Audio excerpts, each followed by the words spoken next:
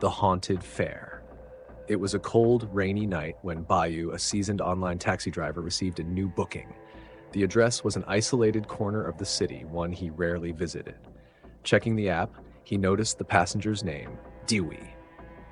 As he approached the pickup point, Bayu saw a woman standing under a flickering streetlight.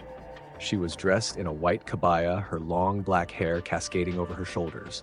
She wasn't carrying an umbrella despite the rain, but her presence seemed oddly still, as if untouched by the elements. Bayu rolled down the window. Dewey? The woman nodded silently and got into the back seat. Her face was pale, her expression neutral, and her voice was soft when she said, "To Jalan Mawar, please."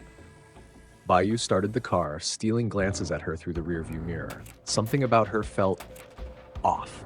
Her clothes seemed dated, and she sat unnaturally still, her hands resting neatly on her lap.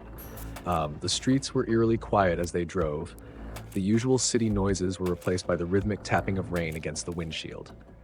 Dewey didn't speak, and the silence began to weigh heavily on Bayu. Trying to break the tension, he asked, "So are you going home from work?" Dewey smiled faintly.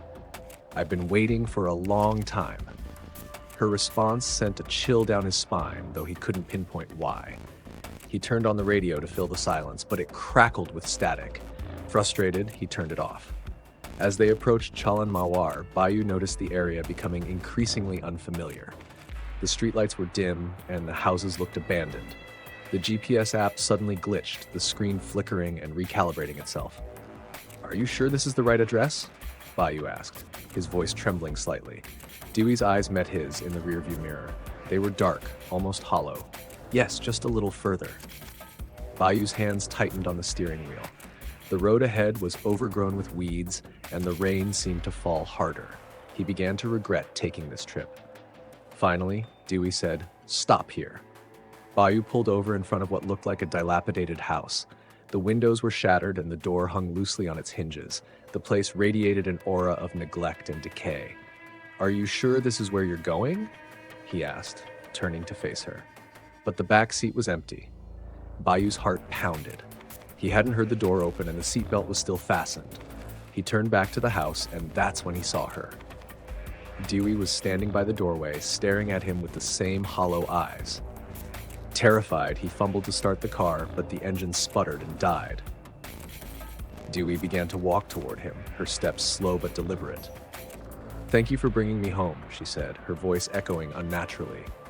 Bayu screamed as she disappeared into thin air, leaving only the sound of the rain and the oppressive silence of the abandoned street. Desperately, he tried the engine again, and this time it roared to life. Without looking back, he sped away, the eerie house disappearing into the darkness.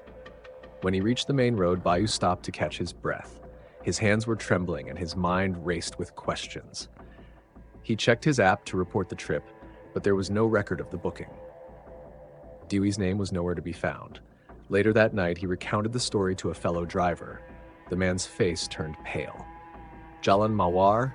That's where a woman named Dewey died in a car accident years ago. They say her spirit still roams, looking for a way home." Bayu never drove near Jalan Mawar again, but on quiet, rainy nights, he sometimes felt the same chill in his car, as if someone unseen was sitting in the back seat, watching him.